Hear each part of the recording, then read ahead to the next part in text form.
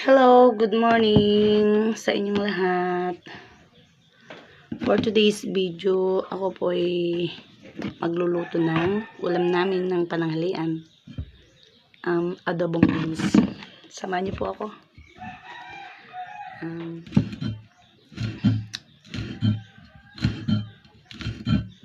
Ano na pong oras kasi baka ako na naman malate sa aking pagluluto, kaya ay 11:21 na pala. Mamaya darating yung mga estudyante ko, kaya ako po yung magluluto na. Sa lahat po pala ng mga viewers ko, pa-subscribes po, salamat.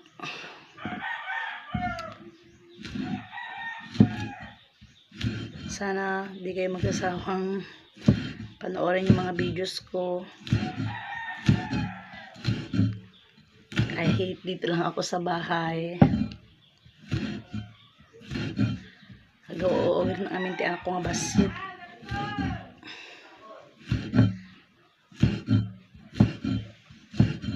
Agyaman na lagi viewers ko. Kim subscribes kanya. Lagi di madi pinaka-subscribes kanya. Apo pa subscribes po.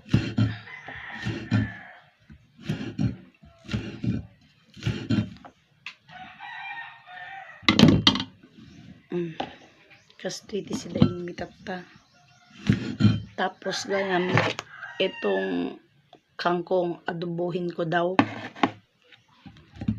Sabi ng asawa ko, yun daw ang gusto niyang ulamin. Adobohin ko daw, adobong kangkong. Tapos ito naman, adobong beans. Marami kasi kami dito sa bahay.